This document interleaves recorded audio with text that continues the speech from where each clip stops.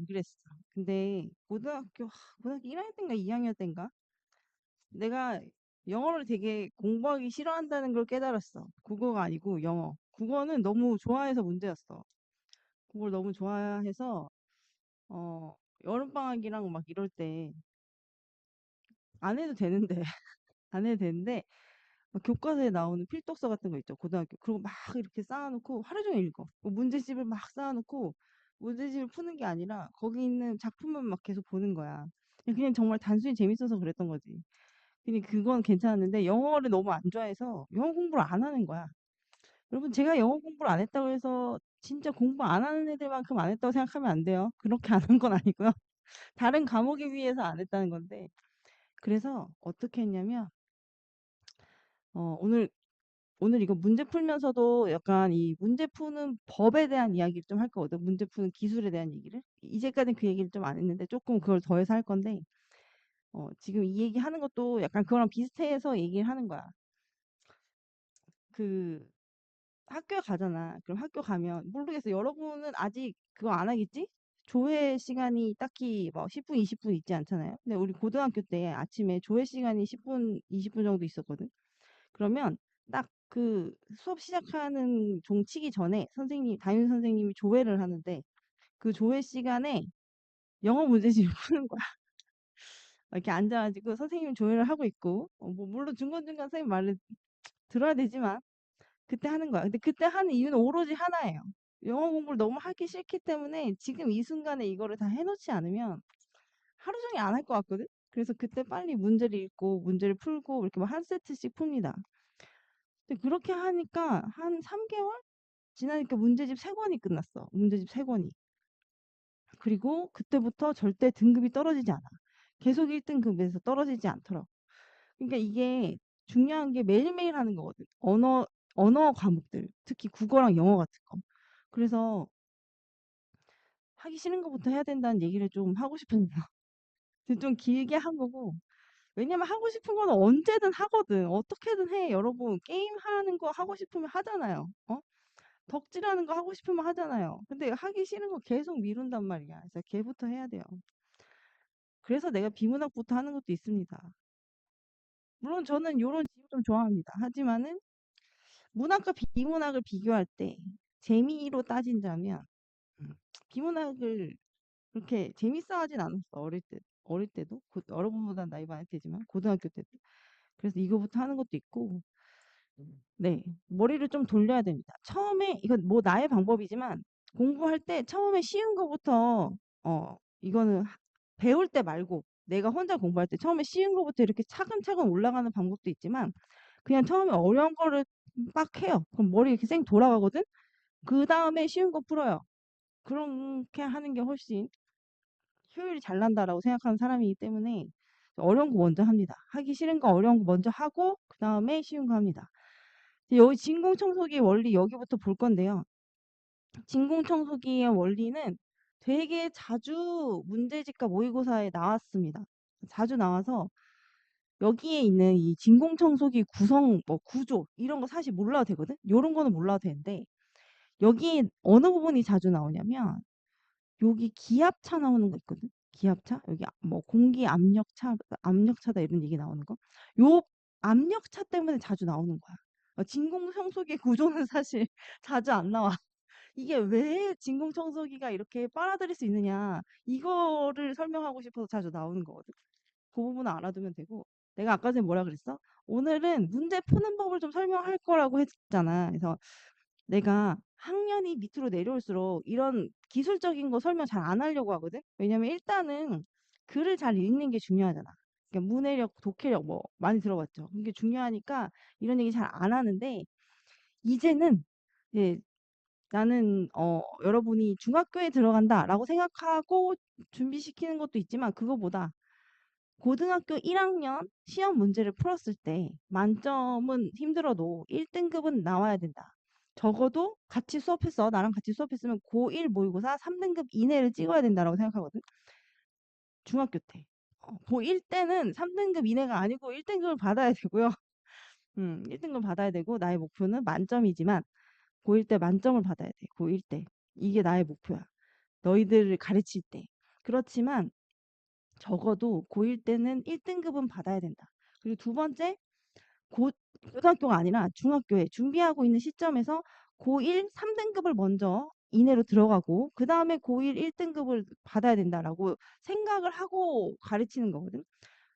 뭐 과학적이라고 생각하는 사람들도 있을 수 있어. 이거 너무 힘든 거 아니야? 이렇게 할 수도 있지만 나는 그런 목표가 없으면 노력을 안 하게 된다고 생각하는 약간 게으른 사람이라서 그 목표를 만들어 놓고 이제 거기를 향해서 이제 가는 건데 그렇게 하려면 첫 번째 여러분 원래는 이게 시험 문제다라고 생각을 하면 뭐예요?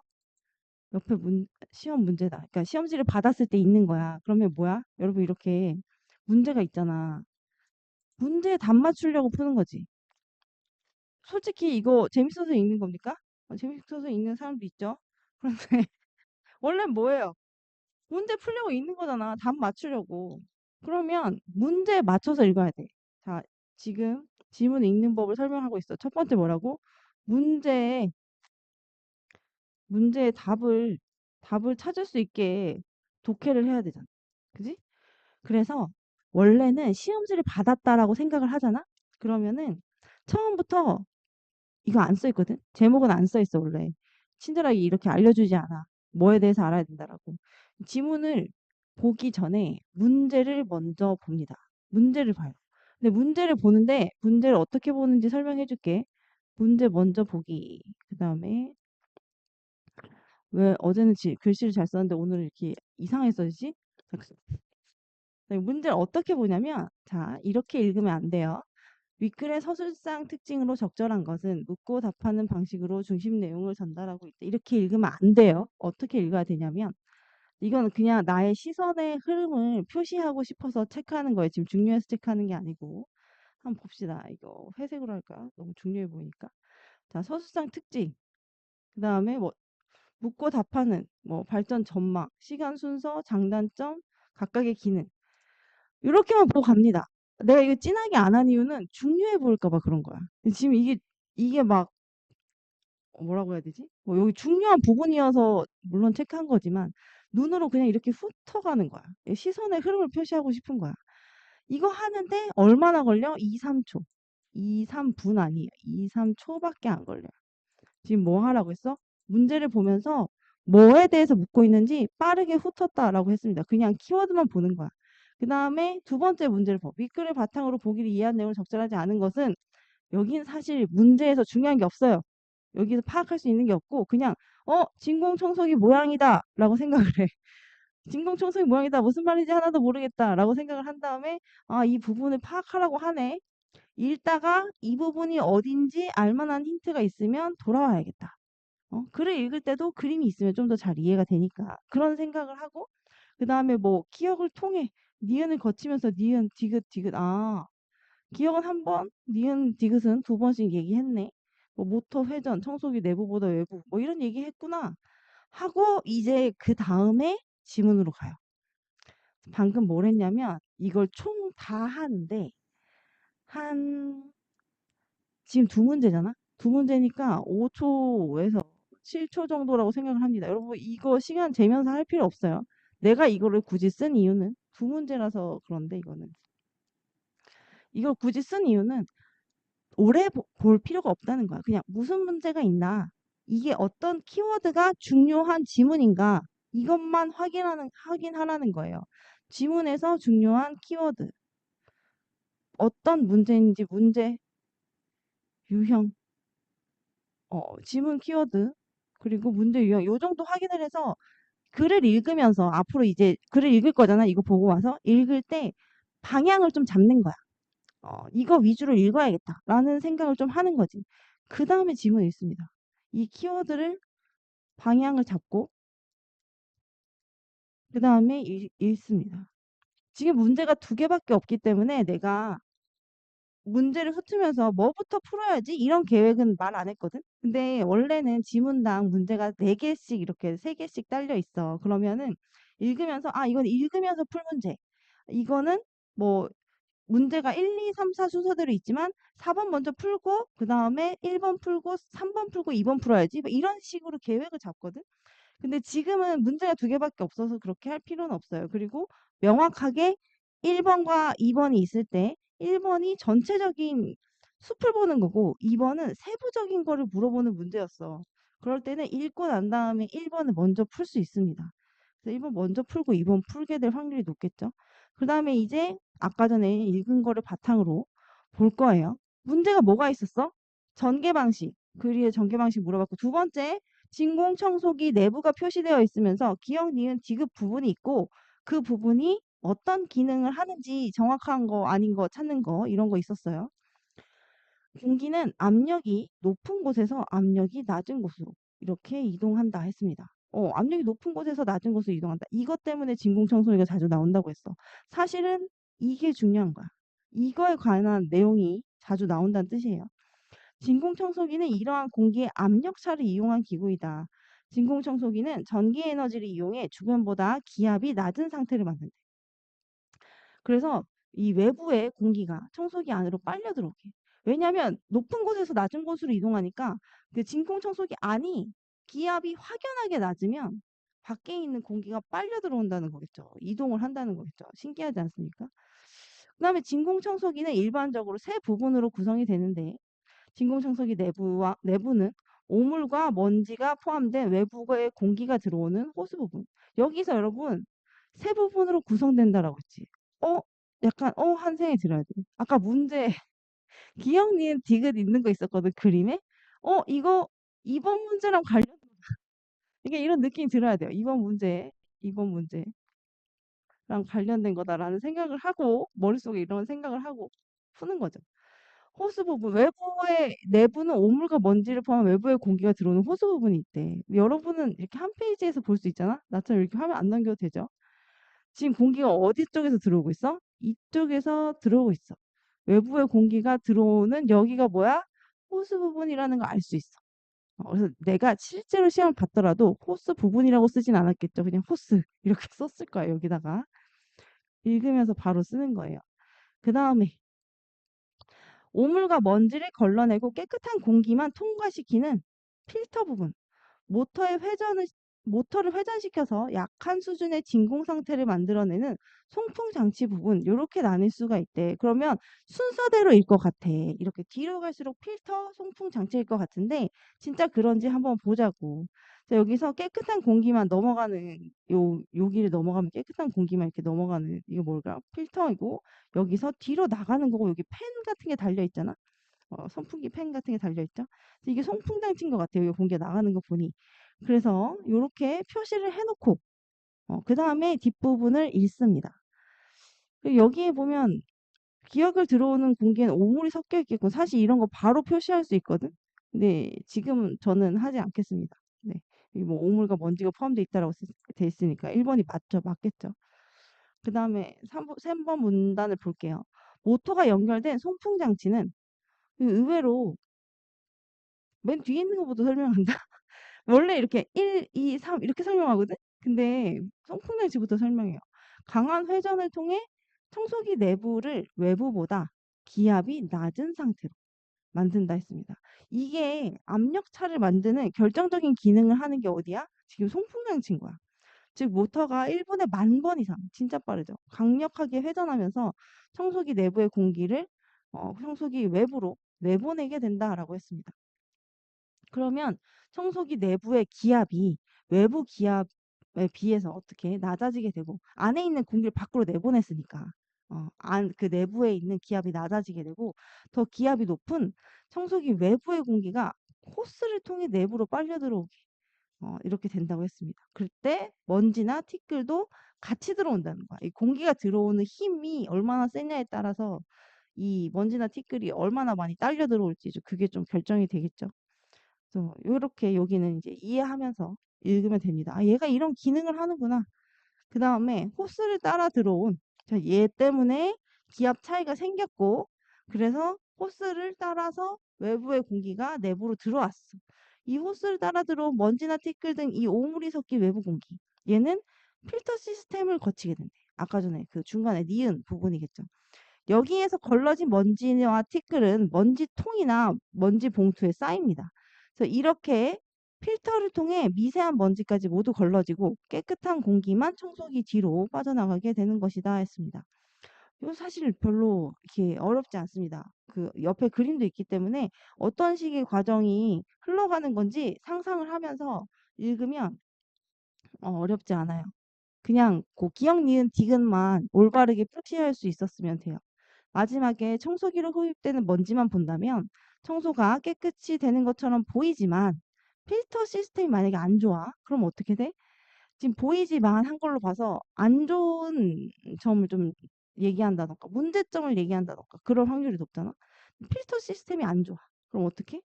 흡입한 공기 중에 있던 미세먼지를 완벽히 걸러내지 못하고 다시 내보내.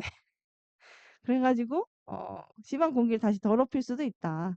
또 필터는 오래 사용하면 필터 사이에 먼지가 낍니다. 그래서 청소기의 흡입력을 떨어뜨릴 수 있다. 그럴 수 있겠죠. 그러므로 인간거 너무 티나니까 진공청소기의 강력한 흡입력을 유지하고 싶어. 그러면 필터 청소 자주 하고 제때 교체해주자라고 이야기하면서 마지막에 필터 청소랑 교체가 필요한 이유, 필요성에 대해서 이야기하면서 마무리 지었어. 1번 문제 가기 전에, 1번 문제를 보기 전에 한번 머릿속으로 생각해봐.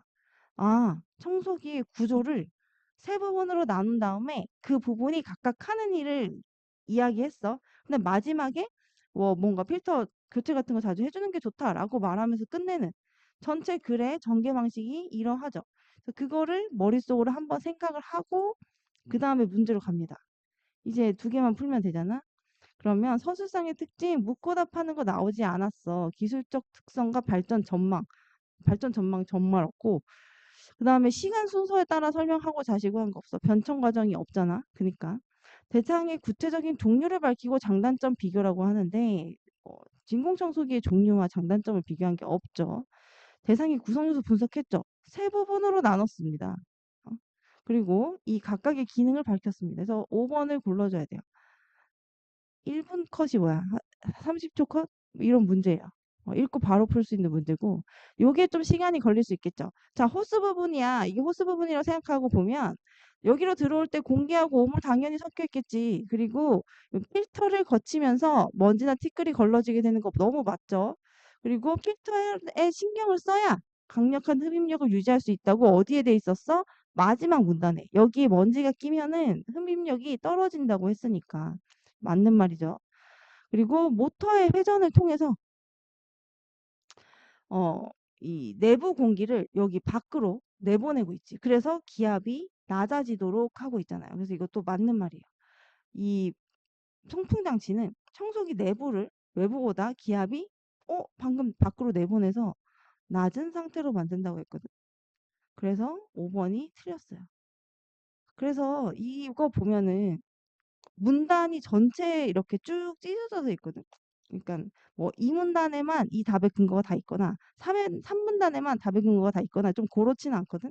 그래서 만약에 이걸 미리 체크해 놓고 이게 무슨 내용인지 본문에 가서 하나하나 확인하려고 하면 좀 오래 걸릴 수 있어. 그런데 아예 애초에 읽을 때 여기가 어디다라고 구분을 해놓고 이 부분에서 무슨 일이 있었지? 이 부분에선 무슨 일이 있지? 이 부분이 무슨 역할을 하지를 머릿속에 정리하면서 문제를 풀작정으로 읽으면 물론 돌아가서 확인해야 될 게 여기서 두세 개 생길 수는 있겠지. 근데 전부 다 확인해야 되진 않는다고. 특히 이런 거 1번, 2번은 확실하게 지울 수 있잖아. 나머지는 뭐 헷갈려서 확인할 수 있더라도. 그리고 확인할 때도 조금 더 빠르게 돌아가서 이게 어느 문단에 있었다. 어느 문단에 있었다. 빠르게 돌아갈 수 있으면 확인하는 시간이 좀 줄어들겠죠. 그래서 지금 내가 말했다시피 문제에 맞춰서 지문을 읽는 거. 이거는 답을 맞추겠다는 그 목적에 부합하는 글 읽기잖아. 그렇게 읽는 것도 상당히 중요합니다. 근데 내가 이거를 매번 시키지 않는 이유는 결국에 나중에는 이렇게 읽어야 되는데 매번 시키지 않는 이유는 아직은 글 전체를 조금 완전히 이해하면서 읽을 수 있는 사람이 돼야 되지 않겠니? 어, 이렇게 우리가 지금 당장 고3이야. 우리 고3한테도 이걸 시키지만 고3인데 수능 곧 봐야 돼요. 뭐 150일도 안 남았어요. 그러면 일단 답을 맞춰야겠지? 근데 답을 맞추려면 글을 잘 읽어야 돼. 근데 글 읽기부터 이렇게 하나하나 시키기엔 시간이 오래 걸린단 말이야.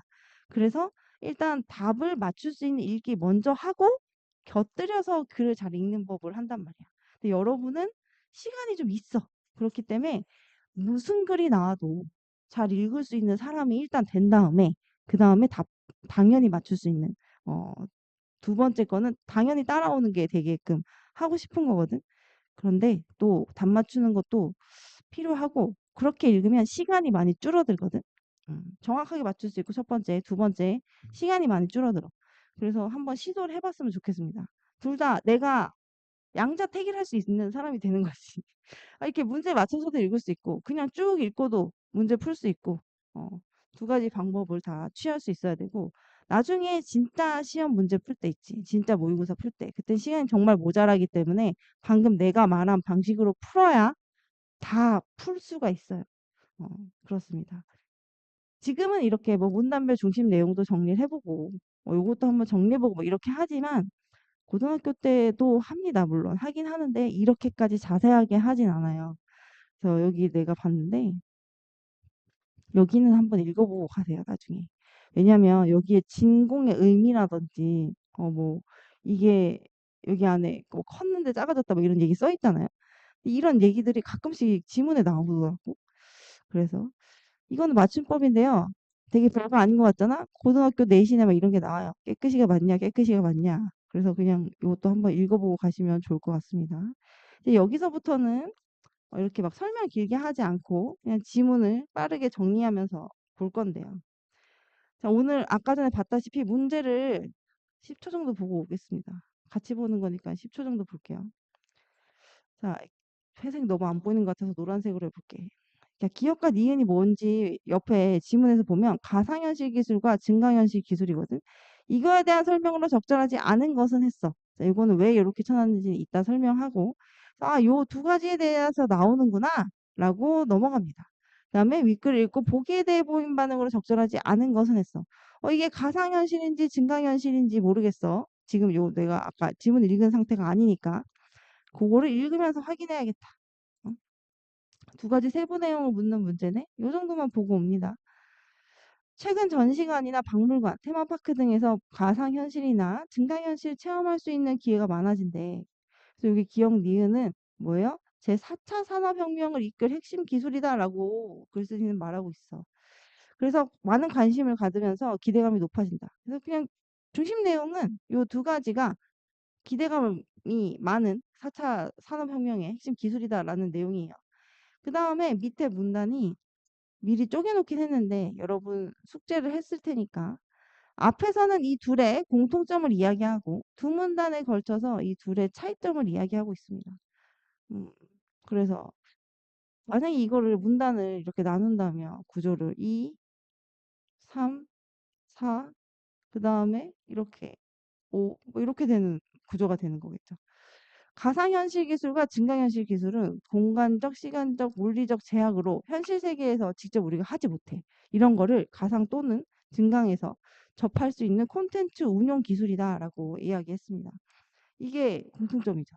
이러한 이 부분이 공통점이에요. 지금 여기 괄호친 부분이 공통점의 핵심인데 이러한 기술은 실제로 경험하기 어렵거나 반복적인 훈련이 필요한 상황, 상상에 의존할 수밖에 없는 상황, 이런 상황들에서 사람이 생각할 수 있는 모든 상황을 재현할 수 있대. 신기하죠? 그러면 가상현실 기술과 증강현실 기술의 차이점, 어떤 차이가 있을까? 가상현실 기술은 가상의 환경 내에서 사용자의 오감 정보를 확장한다. 오감 정보. 우리 오감 있잖아. 눈, 코, 귀, 입, 뭐 촉감 이런 것들 확장하고 그거를 공유합니다.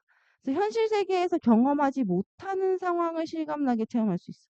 반면이라고 해서 반면 증강현실 기술은 현실 공간이나 사물에 가상의 디지털 콘텐츠가 겹쳐지게 한대. 여기서 어떤 생각이 들어? 이거 뭐야? 두 번째. 이 사진에 나온 거. 겹쳐지게 한 거잖아. 그래서 얘는 증강현실 기술이다라는 거. 증강 정도 써놓고 실제 시험 풀 때는 증강 정도 여기다가 써놓고 넘어갑니다. 이거는 증강현실이구나. 여기서 바로 알 수 있어. 사용자에게 더 많은 정보와 체험의 기회를 제공한다. 쉽게 말해서 자 여기서 쉽게 말해라고 이 문단을 시작했잖아. 이거는 윗문단에서 한 말을 나 또 할 거야. 그런데 만약에 윗문단에서 말한 거 너가 이해 못했으면 여기서 이해하면 돼 라고 좀 자세히 설명을 해주는 거야. 같은 말의 반복이죠. 만약에 내가 이거 잘 이해했어. 그럼 이거는 좀 빠르게 읽을 수 있겠지. 증강현실 기술과 달리 배경, 환경, 객체가 모두 현실이 아닌 가상의 이미지로 구현되었어. 즉 가상현실 기술에서 구현된 모든 것은 가상입니다. 가상현실은 모든 게 가상이래. 그리고 반면 현실의 가상의 정보를 덧입혀서 자 여기 겹쳐지게 함 덧입혀 지금 같은 의미로 쓰이는 거야. 실제와 가상이 혼합된 이미지로 구현된 게 증강현실이다. 증강현실은 현실의 가상을 덧붙인 거야. 그지? 즉 결국 증강현실은 부분적인 가상현실이라고 할 수 있다. 증강현실이 뭐라고? 부분적인 가상현실이다. 그래서 오늘날 가상현실 기술과 증강현실 기술이 어때? 이렇게 여러 가지 다양한 분야에서 다양한 분야일 때 맨날 이렇게 나열을 하네요. 어, 이런 거에서 활용을 하면서 발전이 가속화되고 있다. 빨리 발전되고 있다는 거죠. 특히 가상현실 기술은 게임과 같은 몰입형 콘텐츠로 발전할 것 같고 가상이 이렇게 몰입형 콘텐츠로 발전할 것 같고 증강은 기존 산업의 응용 분야와 융합을 해서 더 큰 시장을 형성할 것 같다 했습니다. 오감 체험형 콘텐츠로 진화하는 가상현실과 증강현실 기술이 앞으로 얼마나 더 발전할지 기대가 된다라면서 이 두 가지 기술의 전망을 이야기하면서 마무리 지었습니다. 네, 나름 간단하게 정리할 수 있는 질문이에요. 두 가지 기술을 나누고 그 두 가지 기술의 공통점과 차이점을 이야기하고 앞으로 어떨 것이라는 전망 이야기하고 마무리한 거야. 근데 여기서 내가 왜 이렇게 했냐면 이런 게 이걸 이렇게 읽잖아. 기억은 가상현실 기술은 증강현실 기술과 달리 구현되는 모든 이미지가 가상의 이미지이다. 그러면 이게 쉽게 읽힐 때도 있지만 헷갈린단 말이야. 이걸 하나하나 넣어서 읽기를. 그래서 일단 얘를 뭐뭐와 달리, 뭐뭐와 비해, 뭐뭐와 달리 이거를 제끼고 읽지 않는다는 거야. 읽지 않고 기억은 구현되는 모든 이미지가 가상의 이미지다. 일단 맞아. 그러면 니은은 이게 아닌지만 확인하는 거야. 이게 맞을 경우에만. 그러면 니은과 달리 이거 맞는 내용이네. 기억은 상상 속의 허구적 상황을 구현하는데 더 적합하다. 맞는 말이죠. 니은에 비해서. 왜? 니은은 현실에 더해지니까. 니은은 실제 현실과 가상의 정보가 혼합된 이미지. 맞죠? 그리고 기억은 모든 게 가상이니까 기억과 달리라고 하면 맞습니다. 기억은 아닌 게 맞아요. 그다음에 니은은 이 증강현실은 게임과 같은 몰입형 콘텐츠로 발전할 것으로 전망하고 있습니다. 게임 나온 게 만약에 뭐였는지 잘 생각이 안 나잖아? 그러면 가서 확인해요. 뒷부분에 있던 내용인데 게임과 같은 몰입형 콘텐츠로 발전할 것으로 기대되는 게 뭐였어? 가상현실 기술이었어. 가상현실 기술이 기억이죠. 그러면 일단 요거 빼고 여기서부터도 틀렸어. 그래서 이거는 답이 될 수가 없습니다. 그래서 4번 빠르게 고르고 넘어갈 수 있죠. 이 두 개가 사실은 바뀌었습니다. 그지? 둘 다 핵심 기술이죠. 4차 산업혁명을 이끌. 근데 만약에 여러분 이렇게 하는 게 헷갈리면 그냥 쭉 읽어도 되는데 보통은 이게 더 간단합니다. 그 다음에 윗글을 읽고 보기에 대한 보인 반응으로 적절하지 않은 것은 아까 이거 증강현실인 거 했죠. 그러면 적절하지 않은 것은이잖아. 그러면 여기에다가 증강현실에 대한 얘기인 것처럼 가상현실을 써놓은 걸 찾으면 되는 거야. 그지? 섞어서 해놓는 거잖아. 원래 오답 만들 때. 휴대전화 화면을 통해 사용자는 오감 정보를 확장하고 공유할 수 있겠군 이라고 했는데 정확하게 오감 정보를 확장하고 공유한다는 말이 앞에 있었어요. 어디에 있어요? 오감 정보를 확장하고 공유함이라고 여기 대놓고 써있죠. 이렇게. 똑같이 써있어. 이게 뭐라고? 문제 2의 3의 근거입니다. 문제 2의 3번의 OX를 판단한 근거예요. 그래서 요걸 보면은 헷갈리면 가서 확인을 해야 되니까 이거는 아니다. 이건 증강현실이 아니라 가상현실 기술에 대한 이야기다라는 걸 알 수 있기 때문에 3번을 해주면 됩니다. 네, 이렇게 풀었고요. 이렇게 해서 보면 지문 이 문제가 아무리 두 개여도 지문의 길이가 좀 있잖아. 그래서 다 푸는데 한 3-4분 정도 걸립니다. 3-4분. 시험 풀 때 말이에요. 음, 저는 보통 문제 개수, 지문 길이 대충 보고 문제 개수에 맞춰서 시간을 끊는데 문제가 4개가 있으면 5분에서 6분, 최대 6분 생각하고 그다음에 3개가 있으면 4분, 최대 5분 이렇게 생각을 하고 뭐 이런 식으로 끊어요. 그렇게 하면 그거보다 1분이 더 걸리더라도 1분이 더 걸리더라도 1-2분이 뭐 더 걸리더라도 남들보다 훨씬 빠르기 때문에 시간이 남거든. 근데 그렇게 목표가 없이 그냥 쭉 읽으면 10분, 15분 동안 푼단 말이야. 그러면 이제 뒤에 한 지문을 날려요, 막. 풀 시간이 없어. 그렇게 하면 이제 시험 볼 땐 너무 불리하죠. 여러분 여기 이게 좀 특이해서요. 여러분 차이점은 두 지문에 걸쳐서 얘기했습니다. 푸는 애들이 고민했을까? 왜 여긴 네 개지? 이랬을 텐데. 차이점이 두 개라서 한번 짚고 넘어갔으면 해서 보여준 거고. 여기도 네, 이거는 그냥 중요하진 않은 것 같아요. 자주 나오진 않아요. 그냥 읽어보고 싶으면 읽어봐도 되고. 여기도 읽어보세요. 네, 나날이가 맞고 날라리가 날라리 안 쓰지 않아. 다른 의미로 쓰지 않나? 여기 날라리는 아닌데 이게 왜 그런지 한번 읽어보시기 바랍니다. 왜냐면 내가 같이 읽어주지 않는 이유는 이거를 사실은 외워야 되거든. 나중에 이 내신 문제로 다 나온다고 했잖아. 외워야 되는데 지금 내가 같이 읽어줘봤자 기억 못할 거라고 생각하기 때문이야. 근데 여러분이 그냥 넘어가지 말고 읽었으면 좋겠어서 짚고 넘어간 거고. 그 다음에 생체 모방 기술 보겠습니다. 생체 모방 기술 문제 2개 뭐예요, 옆에? 첫 번째 문제, 윗글의 내용과 일치하는 것은 세부 내용 확인 문제예요. 앞에 두 문제랑 다르죠? 앞에 두 문제랑 달라요. 자, 지금 여기에 이거는 내가 문제 맞고 틀리고를 보기 위해서 여러분 설명하기 위해서 체크해 놓은 거고 내가 만약 문제를 푼다면 내용과 일치하는 것은 생체 모방 기술, 어반하이브 육각형 모양, 리블렛, 전신 수영복, 벌집 구조 요 정도만 보고 넘어갑니다. 이게 다 안 봐요. 아 이런 거 나오는구나 지문에. 이게 중요하구나. 그래서 넘어가요. 그다음에 보기는 기억, 생체 모방 기술인지 모르죠. 이때는 기억이 적용된 또 다른 사례이다 합니다. 이렇게 뭐 뭔가 적용된 사례구나. 기억이 뭐지? 한번 보고 생체 모방 기술인지 보고 그다음에 여기가 생체 모방 기술을 적용했을 때 이 중에 뭘까를 물어보는 거구나. 그럼 요거를 읽을 때 이게 무슨 얘기인지 확인해야겠다 하고 갑니다. 근데 사실상 전체적인 내용이 생체 모방 기술에 대한 내용이죠. 사실 1번 문제 같은 경우에는 읽으면서도 해결할 수 있거든. 그런데 지금은 그렇게 하지 않겠습니다. 네. 자연을 모방하는 기술을 생체 모방 기술이라고 한대. 자연을 따라서 만드는 거. 생체 모방은 이라고 하면서 생체 모방의 정의를 이야기하고 있어요. 생명을 뜻하는 바이오스와 모방을 뜻하는 미메시스. 이 두 가지 그리스어에서 따온 말이다. 미메시스는 예술 설명할 때도 자주 나오는 말이긴 해요.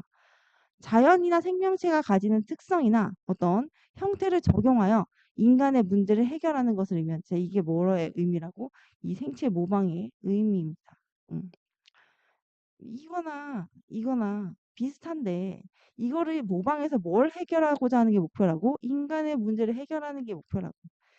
그다음에 요 뒤에 왜 이렇게 묶어놨을까? 이거에 대한 예시들이기 때문입니다. 생체 모방 기술의 예로 전신 수영복을 들 수 있다 했습니다. 쇠첨단 기술이 적용된 전신 수영복은 가볍고 방수성이 우수한 소재로 만든대. 근데 이거는 자연 모방한 부분은 아니잖아. 상어의 비늘 모양을 본뜬 삼각형 형태의 작은 돌기인 리블렛을 활용한대. 이게 자연을 모방한 거죠. 리블렛 아까 1번에 있었어. 혹시 생각나? 우리가 봤을 때 여기에 처음에 생체 모방 기술 첫 번째 문단에 나왔고 그다음에 여기 리블렛 여기 있었어. 그래서 여기서 바로 풀 수도 있지만 넘어간다고 했습니다.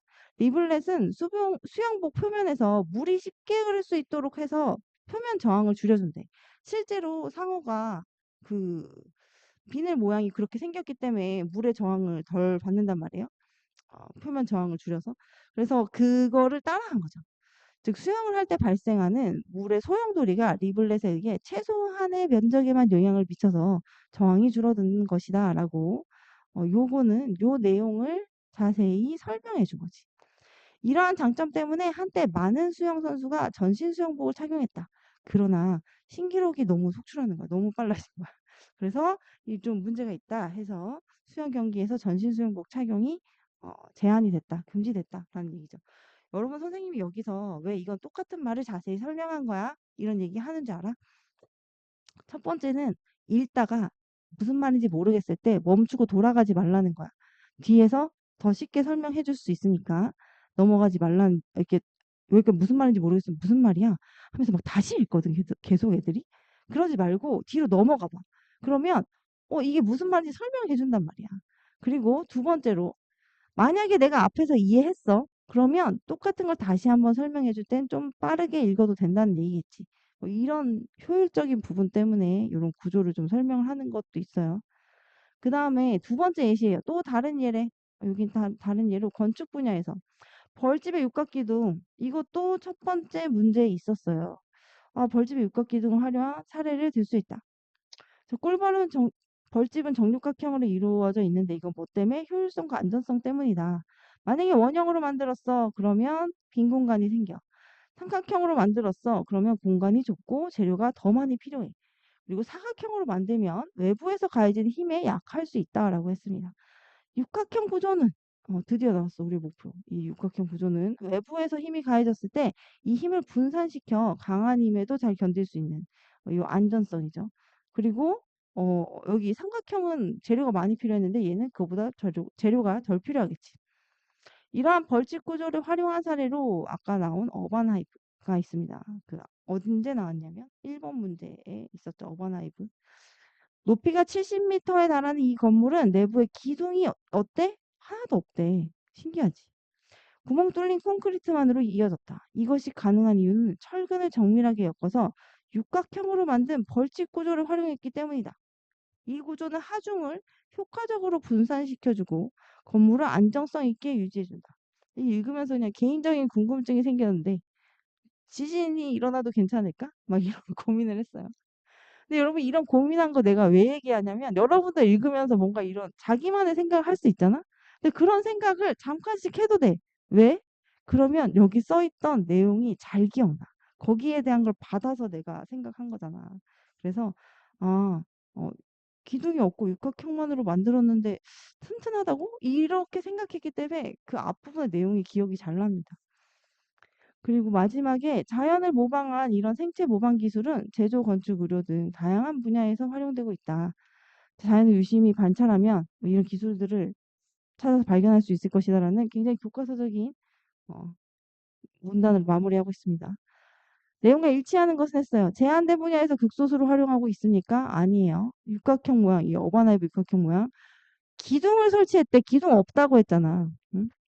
근데 아니야. 리블렛은 작은 돌기 모양으로 물이 닿을 때 표면 저항을 줄여준다. 맞잖아요. 그래서 너무 많이 기록이 단축돼가지고 입지 말라고 했죠. 전신 수영복은 무게가 많이 나갑니까? 아니에요. 가볍고 방수성이 우수하다고 했기 때문에. 벌집 구조를 활용한 건축물은 공간의 효율성 높고 안전성도 높죠. 틀렸습니다. 이렇게 해서 5번이래. 3번을 답으로 골라주고 5번이래. 1번을 빨리 풀었다는 얘기를 하려고 하다가 엉뚱한 소리를 했네. 이렇게 해주고 가면 됩니다. 읽을 때, 아까 지문을 읽을 때 이 키포인트를 잡고 읽었기 때문에 그 부분에 대한 내용을 조금 더 잘 기억할 수 있어요. 그 다음에 이 생체 모방 기술은 자, 보기를 보면 연꽃잎에 물방울이 퍼지지 않고 동그랗게 맺힌다는 얘기 자꾸 해요. 근데 이게 뭐 때문이다? 나노 돌기 때문이다. 이 마치 그 상어에 비늘을 따라한 것처럼 연잎에 나노 돌기를 따라하면 물방울이 잎의 표면에 닿는 부분을 어떻게 최소화해서 물방울이 맺히는 거잖아. 그래서 이를 연립 효과라고 하는데 이 연립 효과를 이용하면 무엇을 만들 수 있어? 접착력하고 상관없어. 자동으로 열리고 닫히는 건 상관없고 두 가지 이상의 색이 섞이는 거랑 무관하죠. 그리고 충격을 완화하는 거랑도 상관없습니다. 이게 방울방울 옷을 입었을 때 옷이 젖지 않고 비가 만약에 내렸다 하면 방울방울 걔네가 맺힐 거 아니에요? 그러니까 적게 이제 물이 이제 옷에 침투를 덜 하겠죠. 그래서 방수가 되는 1번을 해줘야 돼. 내가 왜 이거를 뒤에 거부터 읽었냐면 여기서 방수가 된다는 게 내용이 어딨어요? 라고 할 수 있는 애들이 있기 때문에. 어? 그렇지만 나머지가 너무 연관이 없어서 일단 지우고 그 다음에 방수가 되는 옷만 남았을 때 이게 처음부터 이게 방수랑 연관이 있다는 걸 깨달았으면 너무 쉽지만 그게 아니라면 너무 아닌 거 일단 지우고 아 물방울이 동그랗게 맺힌다는 거는 옷으로 물방울이 침투하지 않는다는 얘기니까 방수가 되는 옷 말이 되네 라고 고르고 지나가면 됩니다. 네, 이렇게 해주시면 되고 마지막 질문을 하고 5분 쉬겠습니다. 여기 뒷부분에 있는 거는 왜 넘어갔냐면 이게 너무 징그러워. 그래서 넘어간 거 아니고 이건 별로 안 어려운 것 같아서 이 쓸 용자를 붙여서 한 건데 이거는 특별히 굳이 기억해야 될 내용은 아닌 것 같습니다. 그다음에 우주 물체 어떻게 감시할까? 여기 뭐 효율성과 안전성 아까 그 육각형 건물 얘기했는데 공부도 효율적으로 효율적으로 그리고 두 번째 탄탄하게 무너지지 않는 점수로 하면 됩니다. 여러분 지금 이렇게 하다 나중에 공부 안 하잖아요? 그럼 좀 떨어지긴 하거든? 근데 했다가 안 하면 조금만 하면 다시 올라오는데 안 하잖아 계속? 그러면 올라올 게 없어. 바닥부터 다시 해야 돼. 우주물체 어떻게 감시할까 했습니다. 이거 제목이 친절하게 있는데 1번 문제 아까랑 똑같아요. 그런 다음에 2번 문제는 A를 참고하여 여기 문제가 3개거든. 여기는 자, 이거는 이것도 한번 마지막까지 똑같이 해볼까요? 일치하지 않는 것은 큰 우주물체의 관측 장비, 뭐 지구에 추락할 수 있는 우주물체, 자연적인 게 인공고니까 우주물체를 관측하는 장비 부피가 커서 그 수를 늘리는데 뭐 대응하기 위한 국제적 협력 뭐 요 정도 받고 그다음에 A가 뭔지 그냥 요거 같은 경우에는 A가 뭔지 지금 읽을 수가 없잖아요. 그래서 아 이거는 여기 A 부분에 대한 거구나 라고 A를 체크하고 그냥 넘어갑니다. 어, A를 참고하여 이거를 보는 거구나. 이런 문제는 사실 A까지만 읽고 바로 풀 수 있어요. 이건 이따가 한번 해볼까요? 그 다음에 3번 기억과 니은에 대한 설명으로 적절하지 않은 것은 저희 내용은 읽어봤자 기억을 못하기 때문에 여기서 기억과 니은이 뭔지 표시를 합니다. 지금 이게 지문이 깨끗한 상태겠죠? 원래는 그래서 이렇게 기억과 니은을 표시를 합니다. 실제로 저는 시험 볼 때도 이렇게 동그랗게 표시를 합니다. 잘 못 찾거든요. 마음이 급할 때 기억과 니은이 뭔지 막 이렇게 잘 안 보여. 그래서 동그랗게 이렇게 표시해놓고 지문을 읽기 시작해요. 지구 주변에는 천체 외에도 로켓, 인공위성 등 다양한 물체가 존재한다. 이 중 지구에 추락하거나 서로 충돌할 위험이 있는 자연 인공 물체. 얘가 그냥 부딪힐 위험이 없으면 상관이 없는데 그게 아니라 떨어지거나 충돌할 위험이 있어. 이런 애들을 우주 물체라고 부른대요. 우주 물체가 뭔지 정의를 내려줬어요. 그 다음에 우주 물체 중에 큰 것이 지구에 추락하거나 충돌할 경우 피해가 커질 수 있기 때문에 여기 감시 시스템을 갖추고 있대. 그럼 여기 뭐 얘기한 거야? 우주 물체의 정의와 감시 시스템이 필요한 이유. 뭐 요거 얘기했다. 이 정도로 정리할 수 있겠죠. 그다음에 우주 물체의 감시 과정은 드디어 A에 들어왔어요. 탐지, 위치 추적, 식별, 목록화 이런 단계가 있다. 감시 과정을 단계별로 이야기했어요. 다음 탐지 과정은 어떤 우주 물체가 있는지를 파악하는 단계이며 자 아까 전에 2번 문제가 순서대로 하는 거였거든. 어, 순서대로 하는 거였어. 그러면 1번 탐지 과정까지밖에 안 읽었지. 탐지 과정은 뭐예요? 탐지 단계는 어떤 우주 물체가 있는지 파악한대. 어떤 우주 물체가 있는지 파악하는 게 이 중에 뭐야? 소행성으로 보이는 우주 물체 X를 발견했다. 뭐 접근할 것으로 추정된다. 뭐로 이루어져 있다. 이거를 분석하고 기록하였다 다 아니잖아. 발견하였다 일단 먼저예요. 그럼 A 있는 거 놔두고 지우고 다시 A로 갑니다. 이 A 부분으로 갑니다. 그 다음에 추적 단계는 어떤 경로로 움직이는지 앞으로 어떻게 움직일지 이런 거를 파악하는 거래. 어떤 경로 앞으로 어떻게 움직일지 이런 거 파악하는 건데 경로 이런 거 써 있는 거 어디 있어요? 11호 250km 상공까지 접근할 것으로 추정된다. 경로는 안 써 있고 앞으로 어떻게 움직일 것인지 예상한 게 쓰여져 있어. 자, 이건 내보고 이거는 확률을 계산하고 분석하고 기록한 거니까 경로 뭐 예상이든 이제까지 경로든 상관이 없죠. 그래서 B입니다. B가 있는 게 있어 없어? 여기 하나밖에 없어. 그럼 사실 벌써 답이 나오기 때문에 시험이라면 여기서 그냥 제끼고 넘어갈 것 같아요. 네. 그다음에 식별 단계는 물체의 종류와 크기, 성분, 표면 재질. 오, 너무 식별 단계는 명확하네. 여기 C예요. 뭐로 이루어졌는지 이게 있었잖아요. 자, 이게 식별 단계예요. 그럼 이거 완전히 맞는데? 그래서 1번 고르고 넘어갑니다. 그다음 마지막에 요 충돌 확률하고 기록해 놓은 게 뒷부분과 동일한지 보면서 넘어가요. 목록화 단계는 추락 확률. 진짜 5% 이렇게 써 있었어. 예상 피해 범위 이런 거 써 있었어. 그래서 요거를 분석하기 위해 정보를 축적한다라고 해서 요 단계별로 읽어보면서 답이 맞는지까지 확인을 했습니다. 그다음에 우주 물체를 감시하는 방법으로는 광학 감시 방법, 레이더 감시 방법 두 가지가 있대. 두 가지의 차이점을 잘 기억해야겠다. 뭐 공통점이 있으면 공통점, 차이점을 잘 구분해야겠다 생각하면서 읽으러 들어갔어요. 자, 광학 감시 방법은 태양이 반사되어 빛을 내는 우주 물체를 영상으로 찍어서 밝기, 위치, 방향, 빛을 찾는 방식으로, 빛을 찍는 방식으로 확인하는 거구나. 이 방법은 우주 물체에서 반사되는 빛을 활용하여 하는 거기 때문에 낮은 궤도뿐 아니라 높은 궤도에 있는 우주 물체에 대한 감시와 추적도 가능하고 비용이 상대적으로 저렴하다. 하지만 날씨와 관측 시간에 영향을 받기 때문에 해가 안 비치면 안 되죠. 그래서 이런 거 영향을 받기 때문에 비 오는 날이나 낮에는 관측이 어렵다 했습니다. 다 뭐지? 다 빛이 나봐. 반짝반짝. 빛이 나나 봐. 낮에는. 레이더 감시 방법은 지상에서 쏜 전자파가 아, 지상에서 쏜 전자파가 우주 물체에 반사되어 되돌아오는 이 전파 신호를 통해서 우주 물체의 속도와 위치, 크기, 형태 이런 거를 파악하는 거래. 이 전파 신호를 통해서. 이 방법은 우주 물체가 움직이는 방향 및 관측자로부터의 거리 이런 거를 파악할 수 있대. 기상 상황과 시간에 관계없이 요런 부분을 극복했네요. 관측이 가능하며 정확도가 높아요. 그리고 문제가 하나 있어요. 얘는 먼 거리까지 못해. 얘는 먼 거리까지 할 수 있었지. 그래서 고가의 장비가 필요합니다. 그냥 웬만한 건 먼 거리까지 다 안 돼요. 그래서 먼 거리까지 하려면 비싸죠. 요런 단점이 있대. 자, 그래서 장단점을 이야기했지. 각각의 감시 방법의 장단점. 그냥 차이점, 뭐 공통점으로 안 하고 얘네는 장단점 위주로 이야기했습니다. 관측 장비가 많을수록 우주 물체에 대한 더 정확한 감시가 가능하지만 비용 문제로 이게 수를 늘리는 데 한계가 있대.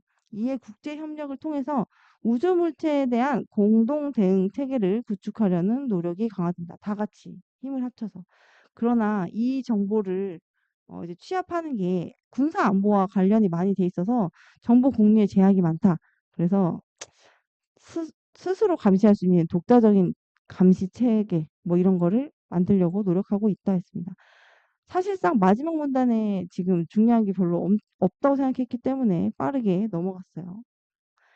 이 마지막 문단에서 읽은 게 뭐야? 이 국제적 협력과 독자적 노력이 병행되고 있다. 맞는 말이죠. 큰 우주 물체가 지구에 추락하면 큰 피해 발생할 수 있고 관측 장비가 많을수록 정확한 감시가 가능하다고 했어 안 했어? 그렇긴 한데 비싸다라고 했습니다. 지구에 추락할 수 있는 우주 물체는 자연적인 거 인공적인 거 둘 다 있다고 첨언단에 쓰여져 있었어요.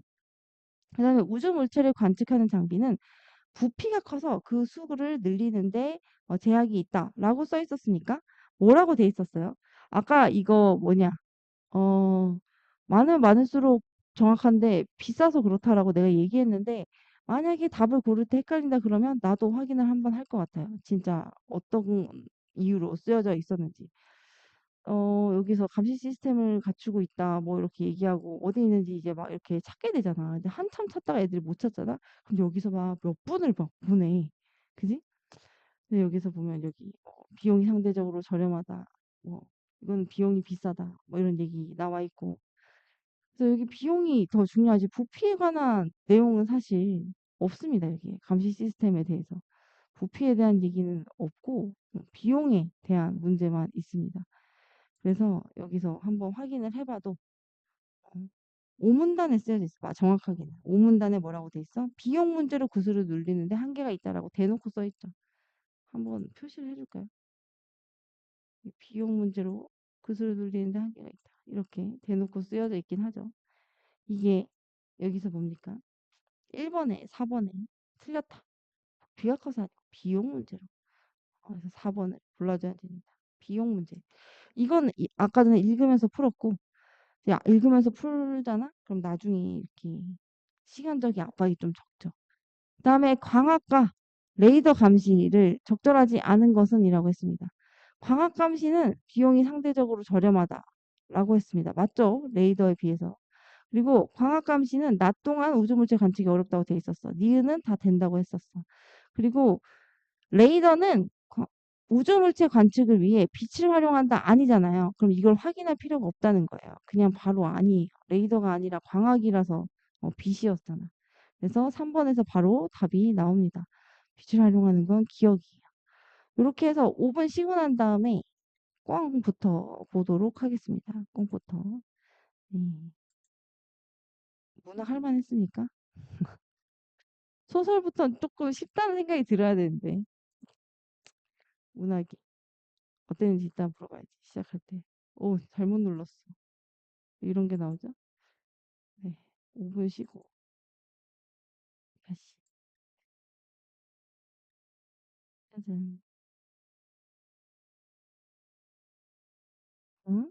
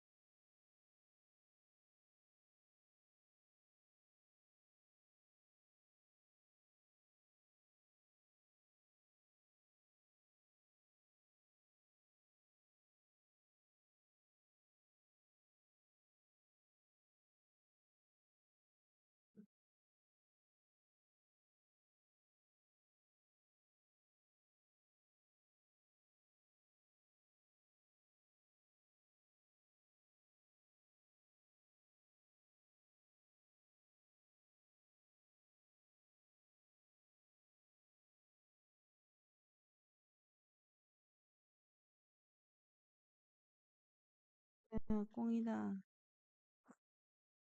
꽁, 이거는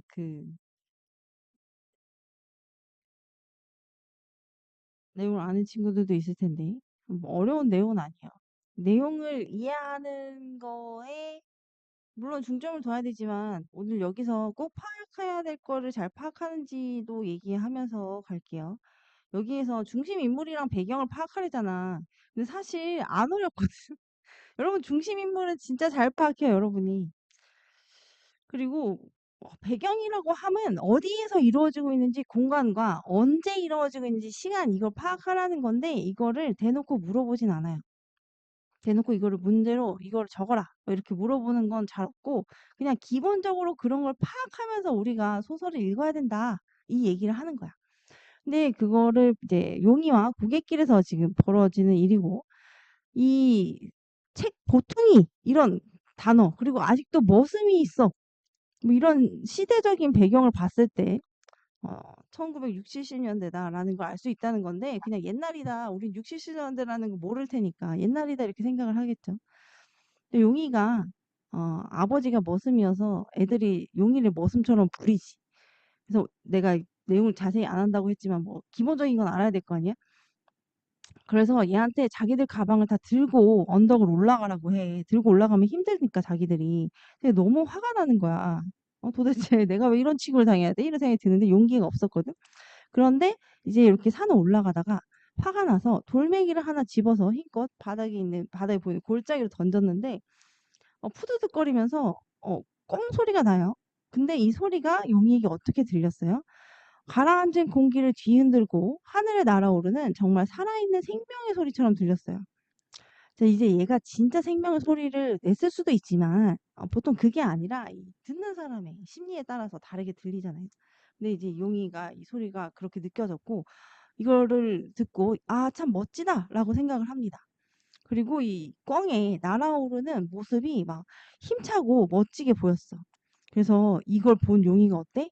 몸에 갑자기 어떤 힘이 막 솟구쳤다라고 했습니다. 용기가 생긴 거예요.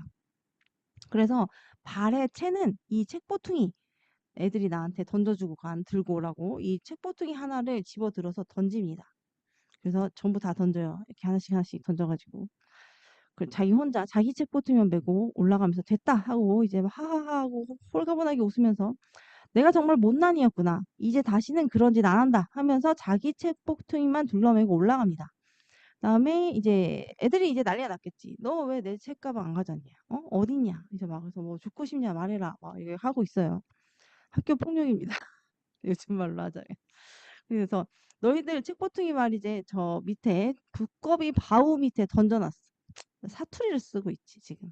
보통 소설에서 사투리를 쓰면 뭐 생생함이 느껴진다. 뭐 이렇게 표현하는데 여기서 이제 사투리를 쓰고 있고 향토적이다. 뭐 이렇게 말할 수도 있고.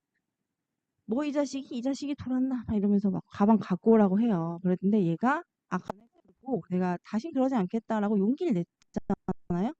그래서 너 맛 좀 볼래 하면서 용이를 덮쳐왔을 때 용이는 피하고 난 다음에 밑에 있는 돌을 두 손으로 한 개씩 거머쥐고는 거기 있는 커다란 바위돌 위에 올라섰어. 피한 게 아니라 맞선 거죠.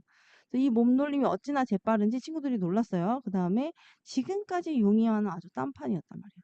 아이가 바뀐 거예요. 성격이 바뀌었어.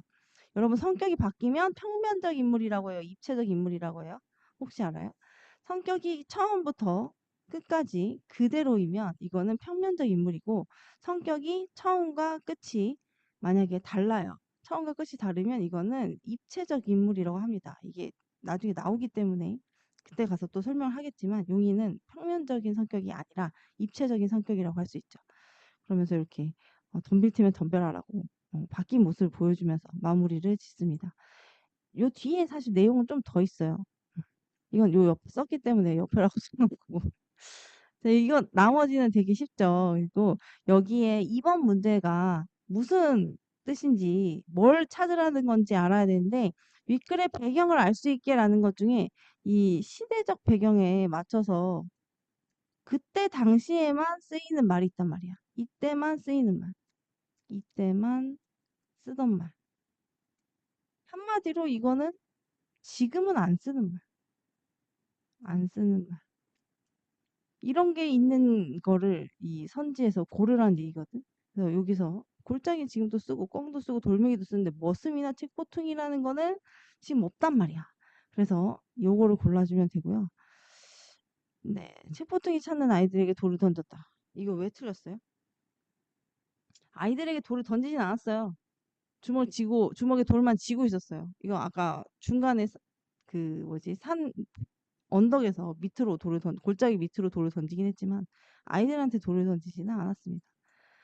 여기 뒤에 물론 되게 자세히 풀이가 써 있잖아요. 그래서 여기 읽어봤으면 알 거라고 생각하고 하지만 그 해설지에 자세히 쓰여져 있지만 아까 그 정도는 짚고 넘어가고 싶어서 한번 짚고 넘어가 봤고 여기 흰 종이 수염이라는 이 내용은 그 우리 뭐라고 해야 돼? 전쟁 이후에 쓰여진 시란다 소설들이 많이 있거든. 그거를 전후 소설이라고 합니다. 한국 전쟁이라고도 표현하고 6.25 전쟁을 한국 전쟁이라고도 표현하고 있어요. 좀 슬픈 현실인데 그때 상황이 어땠는지 적나라하게 써놓은 소설들이 되게 많아요.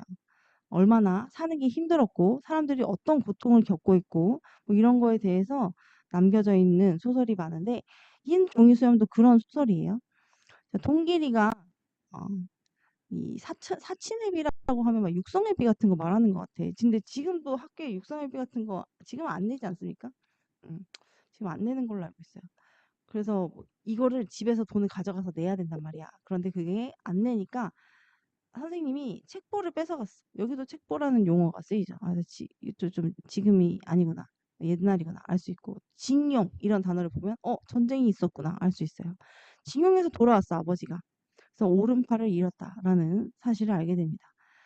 그리고 아이들이 외팔뚝이라고 놀리고 동길이 화를 내요. 그래서 아버지가 술에 취해서 돌아온 상황입니다.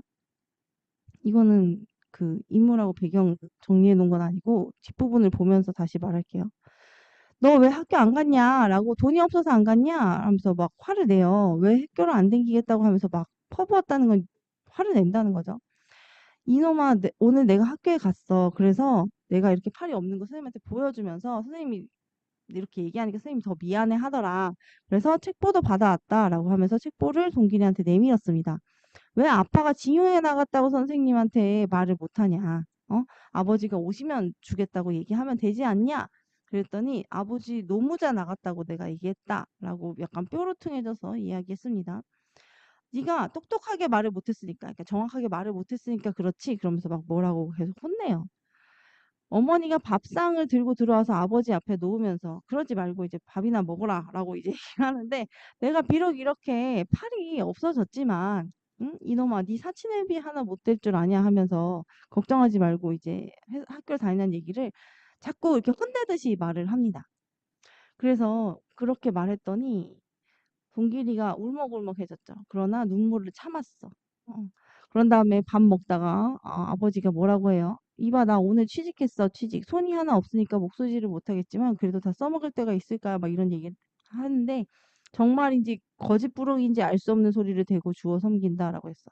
정말인지 아닌지 모르겠다는 거야. 그래서 여기서 아버지가 거의 내내 동길이를 꾸짖는 장면이 나와 있는데 이 꾸짖는 이유가 뭐야? 겉으로 보이는 이유는 학교에 가기 싫고 이 자신의 처지를 선생님께 제대로 안 말한 거를 제대로 못했다고 생각해서 한 거야. 이거는 지금 여기 소설에 있는 거 그대로 쓴 거고 사실의 속마음은 어떠냐는 거야. 이 겉으로 보이지 않는 이유. 자신의 무능력으로 경제적 어려움 때문에 자식을 고생시켰다라는 생각. 이것 때문에 지금 어떻게 보면 자기 자신한테 화가 나는 건데 술을 마시고 약간 아들한테 호통을 치고 있죠. 이런 상황이다. 이게 겉으로 보이는 이유와 겉으로 보이지 않는 이유가 둘 다 있고 두 개 내용이 좀 다르다라는 걸 좀 알아두면 될 것 같아요. 이거는 어렵지 않기 때문에 언급만 하고 가겠습니다. 동길이와 동길이 아버지가 중심 인물이고 배경은 동길의 집 그리고 시간적으로는 6.25 전쟁 직후다라는 거를 우리가 알 수가 있어요. 옆에 문제는 아까 전에 있던 2번 문제랑 동일한 문제가 여기도 있고요. 그리고 똑같이 풀면 돼요. 알맞지 않은 것에 동길이는 아버지한테 책보를 받아서 몹시 기뻤다라고 했는데 뭐라고 했냐면 여기에 모가지를 움츠렸다라고 돼 있거든. 불쑥 내밀었다 라고 하니까 한꺼번에 받아 안으며 모가지를 움츠렸다 이렇게 말했어. 이렇게 한 거야 이렇게. 이거는 기뻤다라고 할 만한 행동은 좀 아니지 않습니까? 그래서 1번 어떤 마음이었을지 생각해 보면 일단 기쁜 건 정확하게 아닌 것 같아. 그치? 그리고 여기 아버지가 팔뚝을 잃게 된 이유와 왜 선생님이 선생님한테 자신이 이것을 나갔다고 하지 않았냐고 했을 때 징용이라고 써야겠죠. 여기 징용이라고 되어 있죠. 아버지가 징용에 나갔다고 선생님한테 와 말을 못하노 이렇게 되어 있어요. 뒷부분에 소설의 특징과 구성 요소 이거 볼 건데 여기서는 이 갈래의 특징이 나타나 있어요. 갈래의 특징이 나타나 있어서 이거에 대해서 자세히 이 기본 개념에 대해서 물어보진 않지만 이거를 모르면 소설을 이해하기가 힘들어요. 소설의 기본 틀을. 일단 실제로 일어난 바탕으로 썼다고 하더라도 거기에 허구가 더해졌기 때문에 이거는 사실 그대로 쓰여진 글이다라고 하면 틀려요. 여기에서 말하는 허구성과 진실성 이게 반대되는 의미라고 생각하면 안 돼요. 진실, 실화라서 진실 아니에요. 이걸 은근히 많이 틀리거든. 허구성을 맞춘다고 해도 그러면 진실성은 아닌 거 아닌가? 애들이 막 이러거든. 근데 진실성은 어떤 진실이냐면 인생에서 느껴지는 삶의 진실, 어? 우리가 인생이란 무엇인가, 인생 의미란 무엇인가, 이런 거 얘기하는 거란 말이야. 이 소설이란 것이. 그리고 사람이 어떻게 살아야 되는지, 막 바람직한 인간상, 뭐 이런 게 담겨 있다. 그리고 현실을 모방했기 때문에 모방성이 있고, 보통 일정한 흐름에 따라 이야기가 진행되기 때문에 서사성이 있다. 서사성은 글을 이렇게 펼쳐놨다라는 건데, 어떤 흐름이 있게 펼쳐놨다는 거죠. 그리고 산문성은 줄글이니까 운문과 산문을 구분해 놓은 걸 이야기한다라고 보면 되고요. 산문이 여러 가지가 있거든. 그중에 소설이 대표적이다라는 이야기가 써 있는 거예요. 그다음에 여기 소설의 3요소라고 했어. 소설의 3요소랑 소설 구성의 3요소랑 다르거든. 나중에 중학교 때 가면은 이거를 만약에 주관식으로 쓰라고 하잖아? 그러면 주제, 구성, 문체를 써야 돼. 소설의 3요소를 쓰라고 하면. 그런데 소설 구성의 3요소를 쓰면 틀리는 거예요. 선생님들이 이거 헷갈릴 줄 알고 내는 거거든? 그러니까 이렇게 구성의 3요소인지, 소설의 3요소인지 구분을 잘 해서 문제를 풀어야 돼요.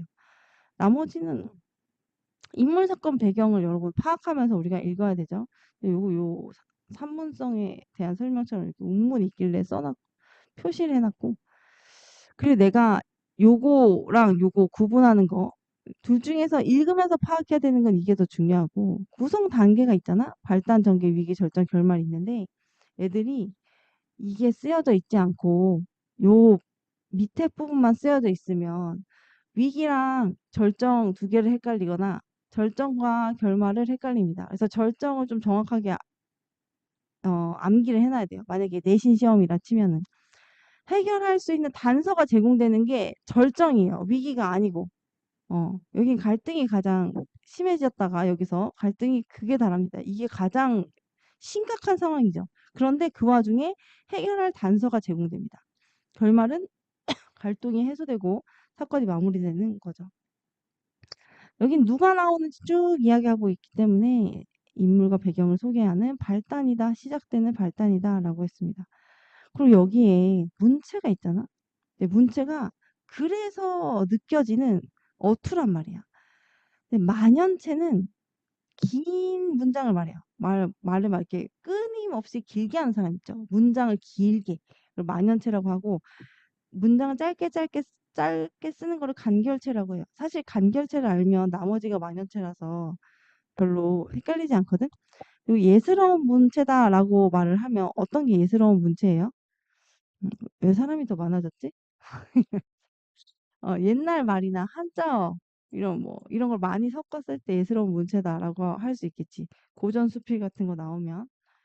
여기 문제에서는 꼭 기억했으면 좋겠는 거나 어려운 게 있을 때만 같이 푸는데 사실상 어, 아주 어려워 보이진 않습니다. 여기 볼게요. 채치원은 맞서 싸우지 않고 경문 한 장을 보냈을 뿐인데 반란군이 항복하고 황제가 기뻐하며 땅을 더 내렸어. 여기서 끝나면 꼭 결말 같거든? 그런데 황제가 매우 예뻐한 거야. 그래서 다른 사람들이 얘를 질투해. 그래서 헐뜯는 말을 합니다. 그래서 황제가 여기에 속아서 유배를 보냈어. 귀양을 보냈어. 그래서 음식을 절대로 주지 말도록 했대. 그러면 최치원은 지금 잘했는데 모함을 당해서 귀양을 간 거죠. 그럼 위기에 처했다라고 볼 수가 있잖아요. 그래서 위기라고 해주면 됩니다. 아직 갈등이 극을 달한 것까지는 아니니까. 음. 최치원은 실제로 있었던 사람이죠. 실제로 있었던 사람의 이야기에 상상을 더해서 쓴 글이 저 최고운전이라는 고전 소설이에요. 어, 그 다음에 여기는 되게 중요한 게 있기 때문에 중요하지만 안 어려워요. 언급하고 갈게요. 마음속에서 일어나는 갈등은 이거는 내적 갈등이에요. 그러면 갈등은 크게 이게 마음속에서 일어나냐 아니냐 이걸로 내적 외적 나누면 돼. 그 다음에 외적 갈등에 이렇게 여러 가지 있는 거야. 내가 다른 사람과 갈등을 하는 건지 아니면 이 사회에 뭐 홍길동이라면 신분제도와 갈등을 하는 건지 아니면은 뭐 홍수나 태풍이 와서 이런 자연과 갈등을 하는 건지 아니면은 내가 나의 운명을 벗어나고 싶은데 벗어나지 못해서 이렇게 갈등하고 있는지 이거를 보는 거고 이건 어렵습니다. 이거 어려운데 내신에서도 자주 나오고 꼭 파악해야 돼요. 지금 여기선 자세히 아직 들어가지 않거든. 요 정도까지만 한다 보면은 자기 이야기를 하는가 하면 나가 이야기하는 거겠죠. 소설 속에 있는. 그다음에 일단 소설 속의 등장인물인지 아닌지 파악을 하고 소설 속 등장인물이면 1인칭이고 소설 속 등장인물이 아니면 3인칭이에요. 그런데 서술자가 자기 이야기를 하면 1인칭 주인공. 서술자도 그 작품 속에 있는 사람이긴 한데 주인공은 아니야. 예를 들어서 사랑방송님과 어머니의 그, 그 뭐냐. 갑자기 이름이 생각이 안 나. 그 딸내미는 주인공은 아니잖아. 그 사랑방 손님과 어머니를 관찰하는 사람이죠. 그 이야기 속에 있는 인물이긴 하지만 그럴 때는 1인칭 관찰자 시점이에요. 그리고 여기에 인물의 심리까지 서술하는가라고 했습니다. 아까 전에 그 꿩 같은 경우에는 용이가 어떤 행동을 했고 속으로 무슨 생각하는지까지 다 얘기하죠. 근데 이 서술자는 작품 속에 있는 사람은 아닌데 그 속에서 일어나는 일을 다 알고 있고 속마음도 알고 있어. 이거는 전지적 작가 시점. 그리고 내부에 있는 사람이 아니야. 서술자가. 그런데 속마음까진 몰라. 속마음까진 모르고 그걸 쭉 관찰하는 것만 이야기하고 있으면 3인칭 관찰자 시점이라고 합니다. 그래서 이거를 막 외우려고 하지 말고 어떻게 해서 이게 나눠지는지 기준들을 한번 쭉 이해를 해보려고 해보세요. 이거는 이해를 일단 지금은 막 암기보다는 이해를 하면 나중에 아무리 어려운 게 나와도 답을 찾아낼 수 있는데 외우면은 답을 못 찾더라고 애들이. 참고로 얘기하자면 이거랑 똑같은 거를 다른 시간에도 하나 하는데 이 뒤에 데이 14는 못하고 끝냈어요. 걔네 다 데이 14 못하고 끝냈어. 이 토끼하자랑 토끼전이 되게 쉽거든. 그래서 만약에 시간이 모자라면 이건 다음 주에 할 거야. 별 내용이 없어요. 너네가 아는 내용이야. 토끼 간 찾으러 가는 그 내용이고 여기 문학 용어 특강 요 부분이 중요한데 요건 별로 어려운 게 없고 지금 여기가 어렵거든요. 그래서 여기 위주로 보겠습니다. 자, 중심 사건이 뭔지 파악해야 돼. 사실 앞에 인물과 배경을 파악하는 건 되게 기본적인 부분이고 읽으면서 저절로 됩니다. 그런데 사건 파악이 정확하게 안 되는 경우가 많아요. 이걸 잘해야 되는데 이 중심 인물들 사이에 무슨 일이 벌어지고 있냐는 거지. 중심 인물들 사이에 벌어지는 사건을 중심으로 이 소설 전체의 내용이 전개가 되는데 중심 인물이 어떤 행동하고 있는지 살펴보고 주변에서 어떠한 일이 일어나는지 중심 인물 주변에서 이거 두 가지를 생각을 해보면 중심 사건을 파악할 수 있대. 그리고 아까 옆에 내적 갈등, 외적 갈등이 있었는데 갈등이라는 게 뭐냐는 거야. 인물이 마음속에서 혼란을 느끼거나 이거 뭐라고 했어? 내적 갈등이라고 했죠. 어떠한 대상과 대립하는 것 이런 경우는 뭐예요? 외적 갈등이겠죠. 자, 이 갈등을 왜 파악해요? 소설, 극문학에서는 갈등이 사건을 진행을 시킵니다. 그래서 인물은 어떤 갈등이 생기면 이거에 대처하기 위해 어떤 선택과 행동을 하게 되는데 이 과정에서 소설 극문학의 주제가 드러난다는 거야. 자, 똑같은 상황인데 똑같이 굶어 죽을 만큼 예를 들어서 돈이 없어. 그런데 돈을 훔치는 걸 선택하는 장발장이 있고 장발장 뭐 빵을 훔쳤지만 도둑은 그런 걸 선택하겠지. 아니면 안 되겠다. 내가 일단 나가서 쿠팡이라도 뛰어야겠다. 하면서 오늘 하루 하루라도 일할 수 있다면 하루 일해서 돈을 벌어서 뭐라도 하려는 사람이 있고 아니면 어디 가서 뭐 취직을 하는 걸 찾아보는 사람이 있고 뭐 여러 가지가 있을 수 있잖아. 아니면 엄마한테 전화해서 5만 원 보내달라고 할 수도 있고 이게 대응 방법이 다 다르단 말이야. 거기에 따라서 소설이 이야기의 흐름이 달라지고 왜 그 대응 방법을 선택했는지가 이 소설을 쓴 사람의 의도가 들어가 있다는 거야. 그래서 주제가 드러난다는 거지. 그래서 갈등을 파악하면 주제를 쉽게 파악할 수 있기 때문에 갈등 파악을 한다라고 했어요. 인물이 마음속에서 서로 다른 생각이 부딪혀. 아, 아니야. 젖빵 훔쳐서 먹을까? 아니야, 참아야지. 나는 도덕을 지켜야 돼. 도덕적인 사람이야. 착한 아이니까. 이런 거 내적 갈등이에요. 그죠? 그 다음에 다른 인물. 아니면 자신을 둘러싼 상황으로 인해서 괴로워하는지 이런 거 보는 거는 외적 갈등입니다. 아, 나 지금 공부 안 하고 놀고 싶은데 엄마가 자꾸 공부하라고 옆에서 감시하고 있어. 외적 갈등이에요? 내적 갈등이에요? 외적 갈등. 엄마의 감시야. 엄마의 감시와 나의 속마음, 이거 나와의 갈등이에요. 할머니를 따라간 매주래. 이 얘기의 마지막 부분이 궁금한데 할머니를 매주가 어떻게 따라갔을지 이거 안 나오잖아. 내용은 되게 심플합니다.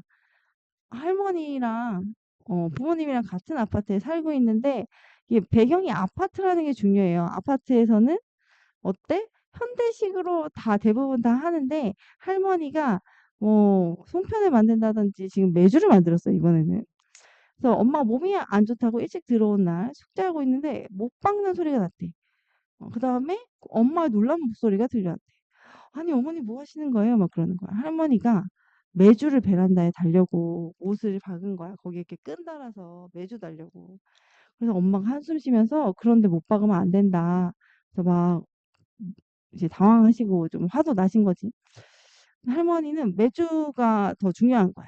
그래서 매주만 중요하고 집골은 아무렇게나 돼도 괜찮단 말이냐라고 하니까 할머니가 화가 났어. 뭐요? 집골? 그럼 내가 집골을 망치고 있는 거야? 라고 하면서.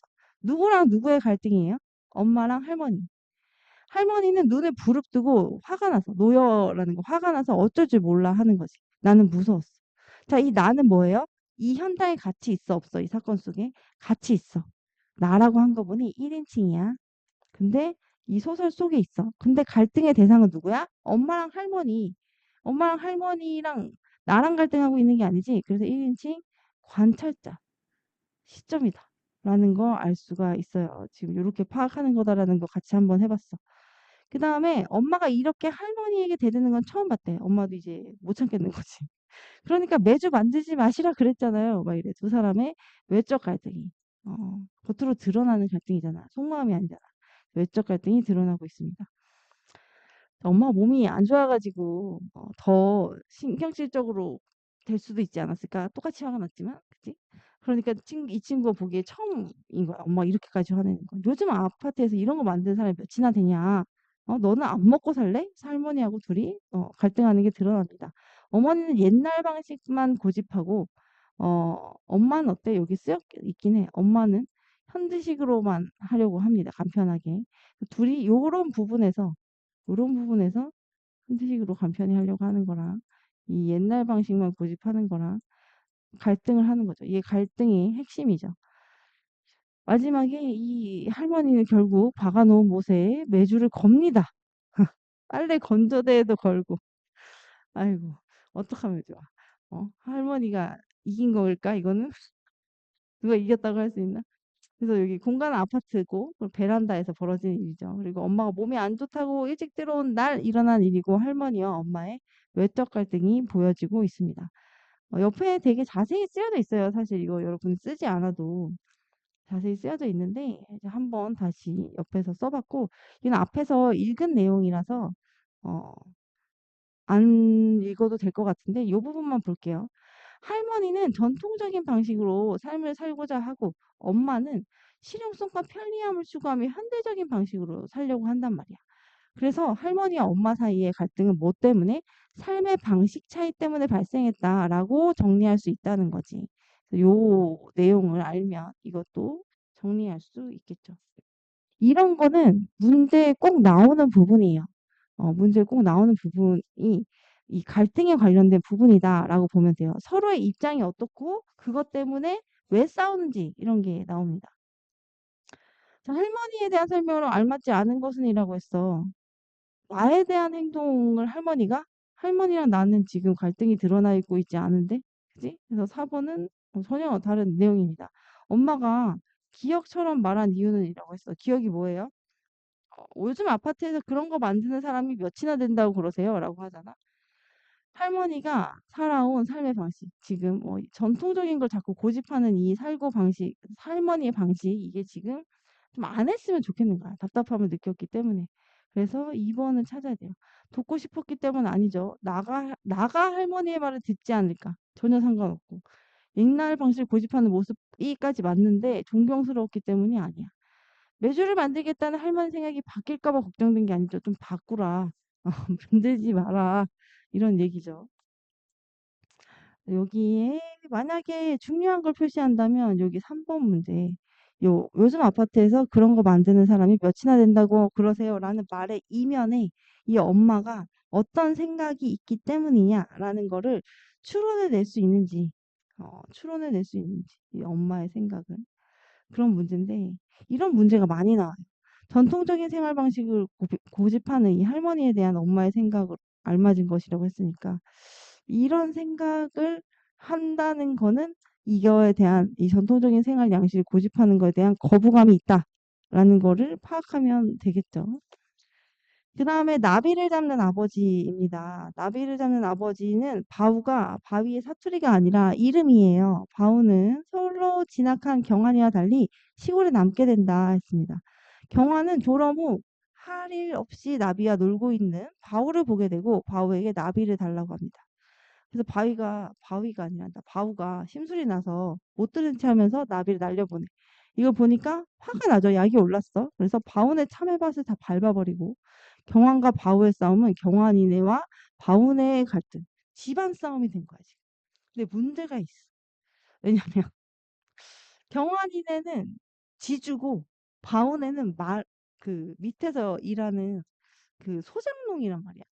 마름과 소장농의 지금 어, 어, 갈등이 돼버린 거죠. 애가 지금 처음에 그냥 화가 나서 한 일이. 그래서 경환이의 집 안주인이 엄마가 꾸중하더라는 거. 바우가 나비를 잡아가지고 와서 경환이에게 빌지 않으면 내년부터 땅 얻어붙일 생각하지 말라는 게 이게 뭐냐면 그 집에서 준 그 땅을 소작해서 일부는 주고 그 나머지로 먹고 살아야 되는데 그 땅 안 주겠다는 거예요. 그래서 어서 나비 잡아가지고 가서 빌라고 엄마가 자꾸 얘기하는데 안 가요. 대답을 안 해. 아버지는 기가 막힌 듯 잠시 건너보다가 언성을 높였다. 이때껏 나가서 뭐 했냐? 왜 너까지 말썽이냐? 막 이런 얘기합니다. 아버지는 담뱃대 끝으로 바위의 수그런 머리를 찌르듯이 막 이렇게 겨눈다는 거야. 저놈 저거 막 이렇게 하면서 엄마가 이렇게 엄마나 아빠가 하는 걸 봤으니까 너희 놈 이거 너 지금 공부는 안 하고 막 이런 게 있잖아. 그래도 네 고집만 싫테냐? 너 고집 자꾸 부릴 거냐? 그러려거든 나가라. 라고 화를 내죠. 지금 여기서 드러나는 갈등이 하나가 아니긴 해요. 왜냐하면 처음에는 바우와 경환이의 갈등이 있었고 지금 우리가 보는 부분에서의 중심 갈등은 누구예요? 바우와 바우의 아버지의 갈등이 중심으로 되고 있죠. 이 파트에서는. 아버지가 보이지 않는 곳에 이르자 어머니는 부엌에 나와서 조그맣게 말한 거야. 빨리 가서 나비 잡아줘라.